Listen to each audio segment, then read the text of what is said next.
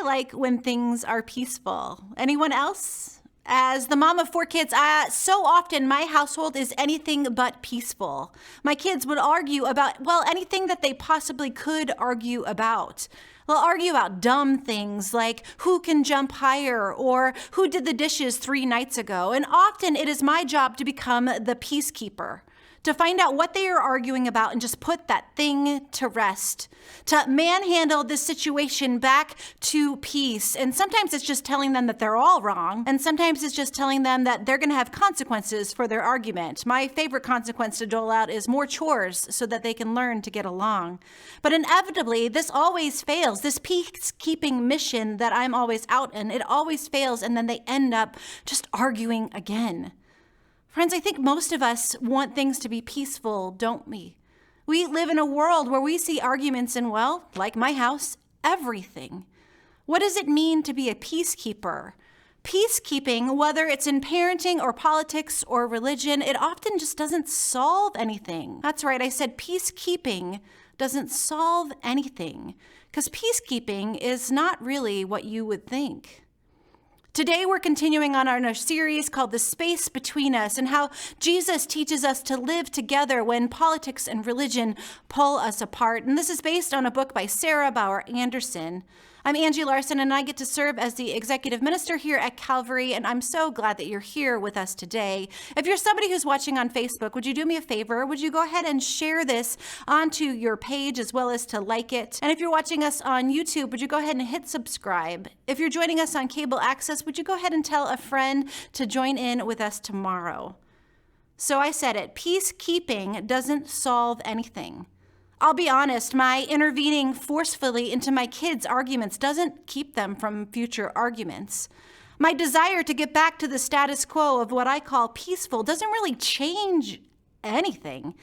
And if I can't do that with my own family, how can we expect to do that within a country or within a world where we so often become peacekeepers? You see, in Jesus' Sermon on the Mount, he says, "Blessed are the peacemakers, for they will be called the children of God." Notice Jesus doesn't call them peacekeepers. Instead, he says peacemakers. So friends, what's the difference between a peacekeeper and a peacemaker? Well, I think first is the posture of it. When I march into my children's argument, I have 2 desires really in that moment. 1, to stop the argument, and 2, to return to the status quo.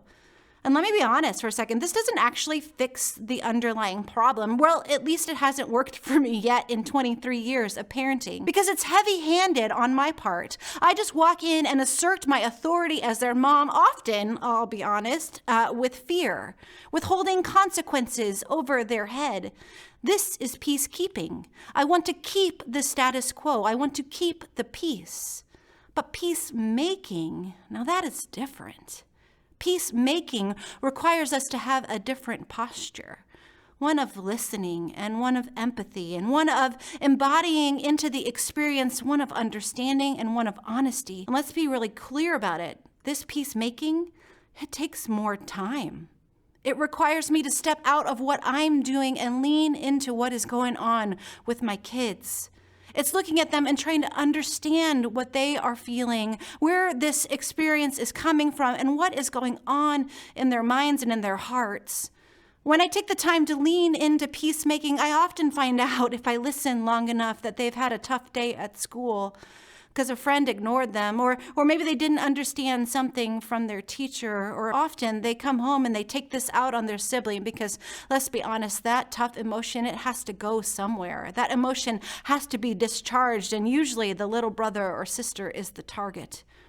So if my posture is listening and understanding why they're fighting, I can often lead my kids to hear and then listen to each other, to empathize with each other when they both understand what it means to have a rough day at school. I think we all understand what that means.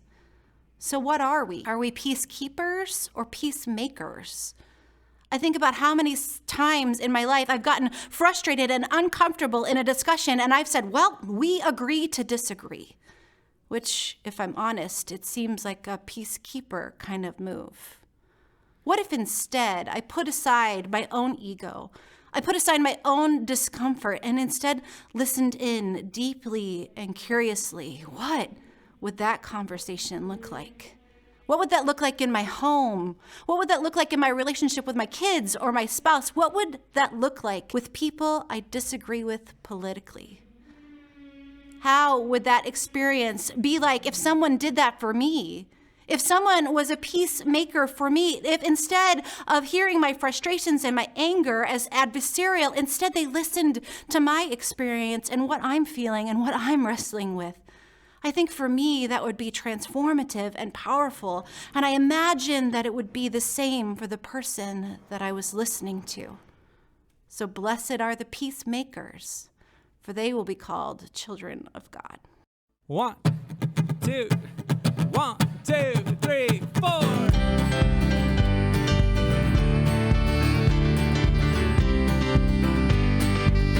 You're not alone. You are not alone. If you are lonely when you feel afraid, you're not the only. We're all the same, in need of mercy, to be forgiven and be free. It's all you got to lean on, but thank God it's all you need. And all the people said amen.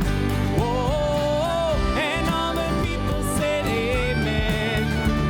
Give thanks to the Lord, for his love never ends. And all the people said amen. Well, if you're rich or poor, well, it don't matter. Weak or strong, you know love is what we're after. We're all broken, but we're all in this together. God knows we stumble and fall, but God so loved